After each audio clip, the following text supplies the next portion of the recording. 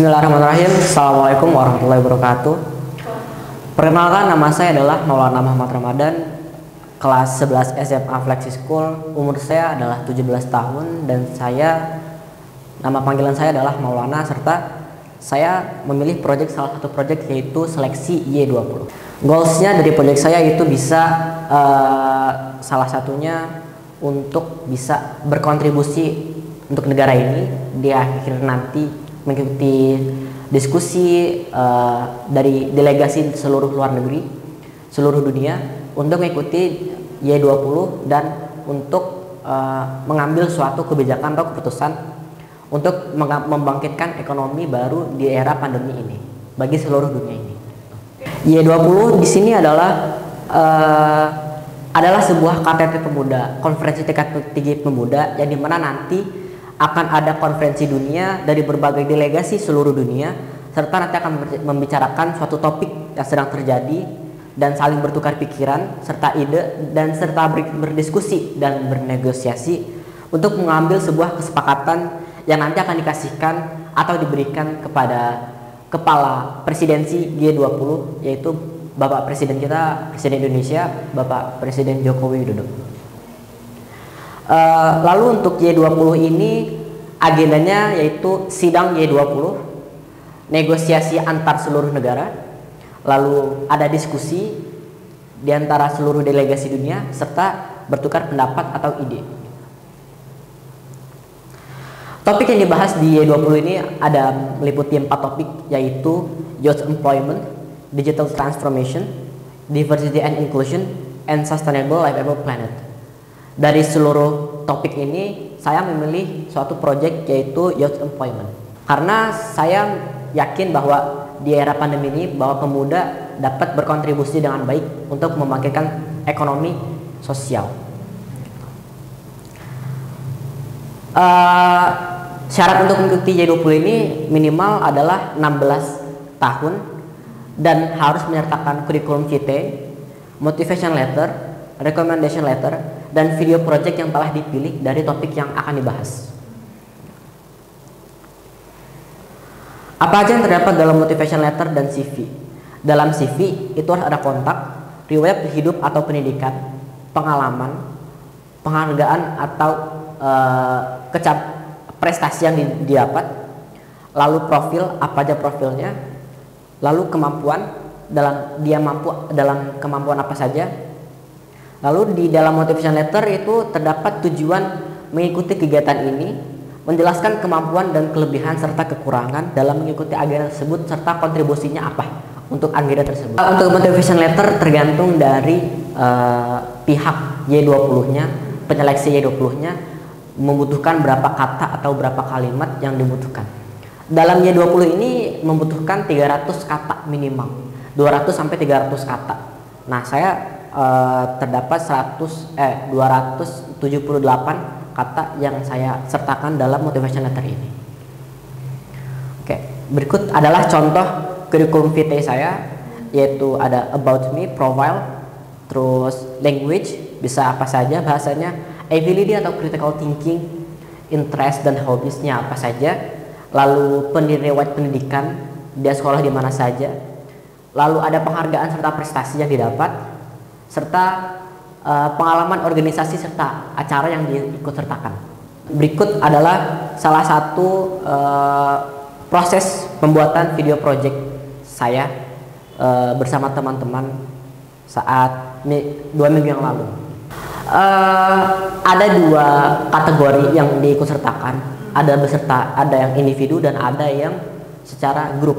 Nah, saya memilih secara individu karena saya yakin bahwa saya bisa untuk berkontribusi dengan negara ini, bahwa saya bisa mengikuti Y20 ini secara individu. Kalaupun grup, saya mempunyai grup tapi banyak anggotanya dan minimal yang ikut grup itu adalah 5 orang. Sewaktu saya melakukan seleksi Y20 ini, saya membuat dan mengirim surat pengantar dari sekolah maupun organisasi untuk bisa mengikuti Y20 ini. Lalu mencari bahan topik pembicaraan. Bahan topik pembicaraan ini adalah kita menganalisa lingkungan kita dengan bagaimana wirausaha sosial ini bangkit dengan peran pemuda di masa pandemi ini. Gitu.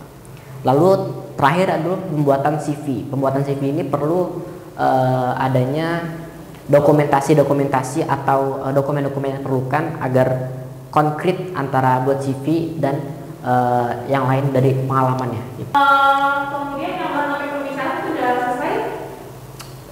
Masih didiskusikan karena kan ada pre-submit sebelum KTT Pemuda dilaksanakan, maka bahan topik pembicaraan ini masih akan dilanjut terus gitu. Untuk pengumumannya 20 itu ada 2 stage. Stage pertama dia bulan Mei atau Juni. Lalu cuma diambil 20 orang dari sekitar banyak orang. Lalu stage keduanya itu pengumuman di bulan Juli, dan yang akan ikut Y20 ini, KTT Pemuda ini hanya 4 orang delegasi dan 1 grup dari delegasi gitu. Oh gitu, oke. Tadi kan kamu bilang berarti yang pertama sesinya yang Juni ya? Mei atau Juni. Oh, Mei atau Juni, itu kan dikit lagi ya? Iya. Nah, selama nantinya kamu menunggu pengumuman nih untuk di bulan Mei atau Juni ini, apa sih yang kamu sedang persiapkan? Menjelang pengumuman? Iya. Menjelang pengumuman saya mengikuti pre-submit yaitu dengan membahas topik pembicaraan yang sedang dilakukan oleh delegasi-delegasi lain di Y20 ini. Dan jadi kita akan diskusi di pre-submit ini, ada 4 pre-submit tiap bulan. Lalu bulan berikutnya akan membahas sustainable livable planet. Oh gitu. Jadi tiap pre-submit ini mempunyai bahas topik pembicaraan yang berbeda-beda. Bulan Maret kemarin bahan topik pembicaraan yaitu youth employment, bagaimana peran pemuda di era pandemi ini untuk bisa memulihkan ekonomi di wirausaha sosial. Oke, nice. Itu mau nanya, kamu kan berarti dari pre-submitnya dong di bulan Maret kemarin? Sudah. Iya. Nah, boleh diceritakan sedikit gimana tuh caranya pemuda untuk membangkitkan ekonomi dunia di saat pandemi? Pre-submit pertama yang dilakukan Y20 ini yang kemarin dilakukan bulan Maret itu adalah banyak pemuda yang dimana dia diskusi untuk menghasilkan bagaimana sih cara peran pemuda bisa berperan, mungkin dari segi pelatihan training tentang kompetensi yang dia miliki atau tentang kemampuan yang dia miliki sudah dari awal dia lahir atau sudah lama sejak ia berada. Lalu kita susun secara manajemen keuangannya atau manajemen apapun itu dari perusahaan atau wirausaha sosial, kita susun, baru nanti kita akan mencoba pelan-pelan untuk membangun sebuah wirausaha sosial untuk bisa memulihkan ekonomi sosial, atau peran pemuda yang bisa membantu atau berkontribusi di era masyarakat untuk membangun wirausaha sosial gitu. Oke, gimana kemarin setelah menganalisa puas dengan hasil kamu? Jujur masih belum puas karena kan bahan topik pembicaranya juga diskusi. Ada sekitar 10 orang dalam satu grup itu. Jadi ada beberapa pemuda yang ikut, ada sekitar 10 kelompok, 5 kelompok yang ikut. Jadi satu grup itu bisa 15 atau 10 orang. Ya sekitar 50 orang lah gitu. Ini lewat Zoom? Kalau yang saya ikuti itu lewat Zoom. Ada beberapa kelompok yang offline secara langsung di Palembang. Tadi kamu bilang ini kamu ikutnya individu ya. Nah, Iya. untuk kelompok ini apakah kelompok yang ditentukan atau kamu cari sendiri nih untuk orang-orang itu buat kelompok? Untuk kelompok ini dia lebih ke organisasinya. Jadi organisasinya dia rekrut, lalu organisasinya itu dia mulai diskusi tentang topik yang dibahas, lalu mereka baru mengikuti seleksi Y20 ini.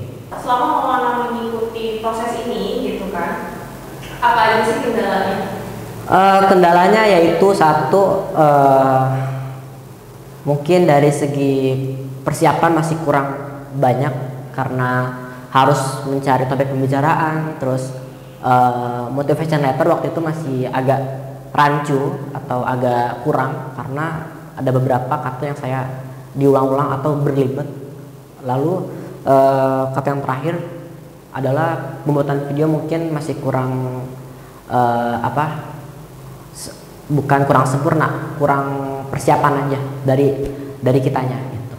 Oke, solusinya apa yang udah kamu lakukan? Solusinya itu untuk topik pembicaraan saya sudah mencari serta menganalisa lingkungan sekitar dan mungkin nanti akan dibawa ke pre-submit berikutnya. Motivation letter itu mungkin ya solusinya harusnya diperbaiki lagi kata-katanya, tapi kalau motivation letter ini dia cuma sekali submit sudah nggak bisa dibalikin lagi. Jadi sesi pertama itu dia menyaring 20 orang dari seluruh delegasi, lalu di stage kedua dia menyaring 4 orang delegasi individu serta 1 delegasi grup. Oke, kalau misalnya kamu lolos sesi 2, apa sih yang mau kamu lakuin? Yang saya lakukan itu adalah mempersiapkan betul apa yang harus dipersiapkan dalam Y20 ini, misalkan analisa atau survei-survei yang dilakukan saat kita melakukan diskusi. Nah, hasil survei ini akan kita bawa ke KTT dunia nanti. Mungkin sekian untuk project yang saya jelaskan pada hari ini. Kurang lebihnya mohon maaf. Wassalamualaikum warahmatullahi wabarakatuh.